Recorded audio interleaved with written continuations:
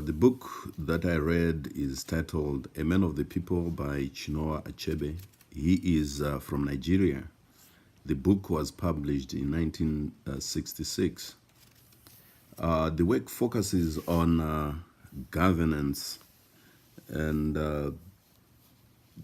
it is looking at a country where government officials have their way, and they just use people as a vehicle to get them into positions and reach themselves at the expense of the people. There's several themes that come out of the novel. We have greed and corruption, oppression, poverty, love and hate, violence, censorship, marginalization. Just to take you through, I will describe to you a summary of what is going on in the novel. We have Odile as the main character, and is the guy who is narrating all the events in the novel.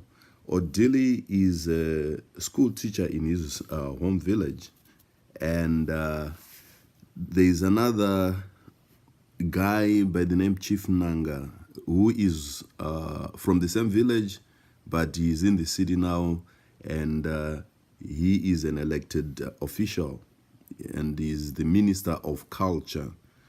He gets to invite Odile to the city, and is working on getting Odile a scholarship to further his education. Odile goes into town, into the city by invitation, and one day he invites his girlfriend, Elsie, to the house, and for some reason, Chief Nanga gets attracted to the lady, and he ends up having a one-night stand with Elsie. This doesn't go down well with Odile, who is so bitter about a man who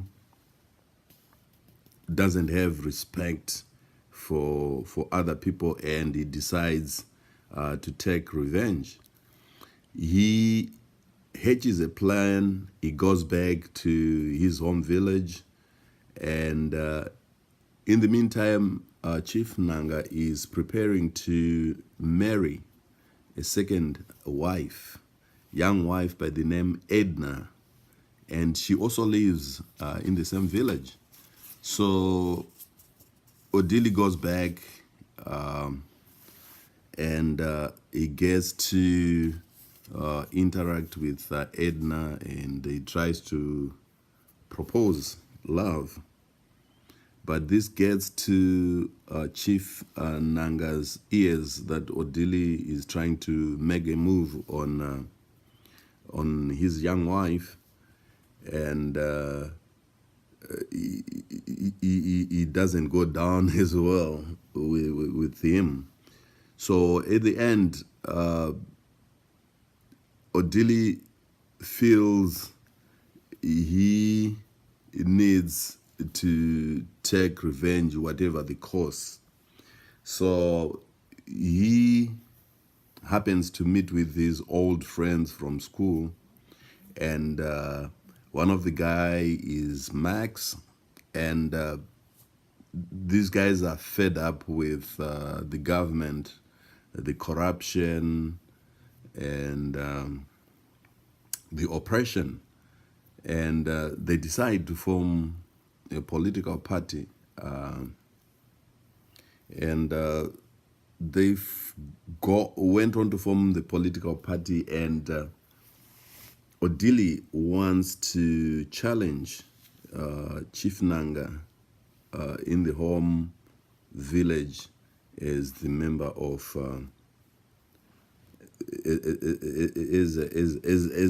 the elected official, and as the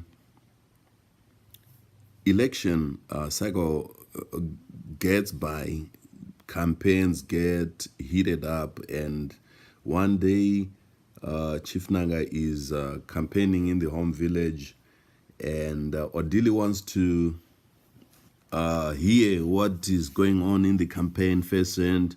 So he dresses himself, he disguises himself, goes into the meeting, but eventually discovered, and they beat him up because of spying. So they beat him up, and he ends up in hospital. And Max, on the other hand, also suffers a similar fate. He's actually murdered by Chief Coco's aide, and he dies. So whilst Odili is in hospital, to his surprise, Edna comes, and she comes to see him, and this actually moved him, and he thought he can still make a move and get the woman. So in the meantime, Chief Odili and the other guys get re-elected, but this was short-lived. The army eventually overthrew the government and jailed all the government officials. And Nanga was actually caught trying to escape in a canoe dressed as a fisherman. And that was his fate. And Odili, Edna's father, discovered that his in-law was jailed, and the plans were not going to go anyway. So Odili's people started negotiating with Edna's father, and eventually Odili was able to woo Edna's hand in marriage, and they ended up marrying. So that's basically the summary of the novel. I will take you through some sections in the novel that talk about the themes that I mentioned earlier. I'll take you to page 66, and it reads, Chief Nanga was born politician. He could get away with almost anything he said or did, and as long as men were swayed by their hearts and stomachs, and not their heads, the chief Nangas of this world would continue to get away with anything. He had that rare gift of making people feel, even while he was saying harsh things to them, that there was not a drop of ill will in his entire frame. I'll take you to page 68. And in this case, they're talking about press freedom. And this is Chief Nanga talking about bribing the press so that you keep a good name. He says, if I don't give him something now, tomorrow you will go and write rubbish about me. They say it is the freedom of the press, but to me, it is nothing short of the freedom to crucify innocent men and assassinate their character. Page 76.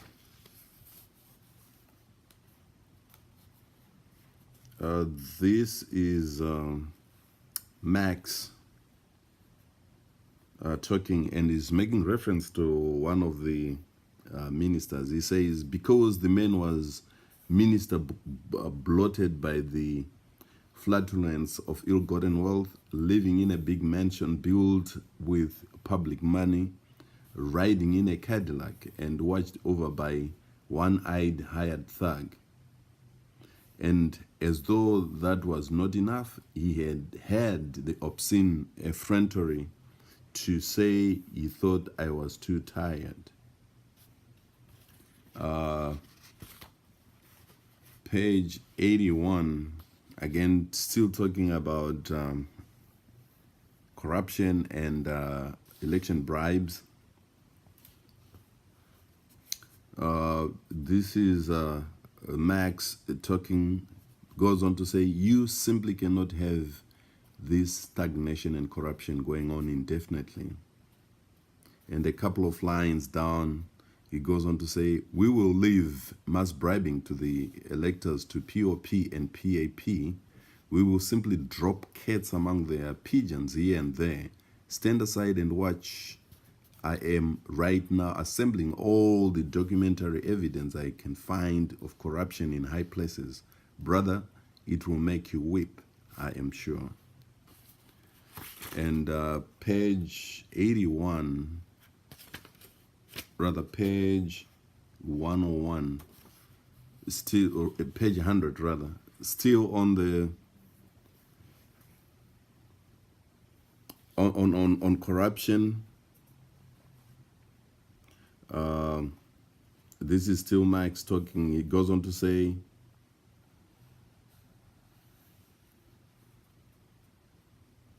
as the whole world now knows, our Minister of Foreign Trade, Haji Chief Senator Suleiman Wagada, announced on New Year's Days a 20% rise in major duties on certain types of textile goods.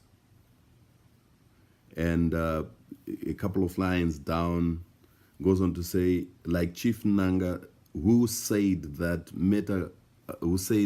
the matter concerned the Minister of Foreign Trade alone, and if it came to resigning, he should resign by himself. And on page 101, this is showing strife in the whole nation. I mean, the corruption that's going on, and it says the country was on the verge of chaos.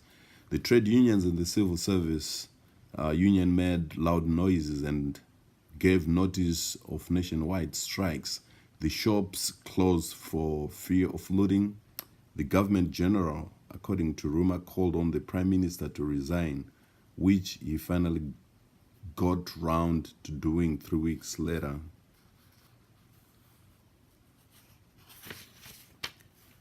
And on page 124, still talking about corruption, and in this case, they're talking about one guy who was a former police officer. It says there was one man who proved particularly troublesome. He had been a police corporal who had served 2 years in jail for corruptly receiving 10 shillings from a lorry driver. And page 125, talking about looting the privileged class in power, and how corruption had made some people multi-millionaires. And this again is Max talking. He says, up to this point, Max had spoken slowly and deliberately with very little heat. But now, as he accused the present regime of trying to establish itself as a privileged class sitting on the back of the rest of us, his hands and his voice began to shake. And on page 145, again, still on the same theme, the culture of corruption still ongoing. It says, besides, if you survive, who knows? It may be your turn to eat tomorrow. Your son may bring home your share. And lastly, on page 149, to some, rather on 148, is talking about government officials being rounded up and thrown into jail. And it says the rampaging bands of election thugs had caused so much unrest and dislocation that our young army officers seized the opportunity to take over. We were told Nanga was arrested, trying to escape by canoe, dressed like a fisherman.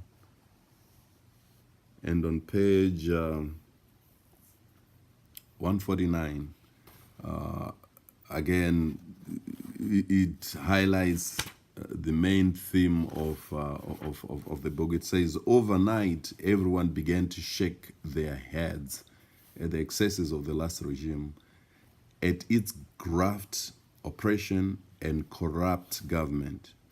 Newspapers, the radio, the hitherto silent intellectuals and civil servants, everybody said, what a terrible lot.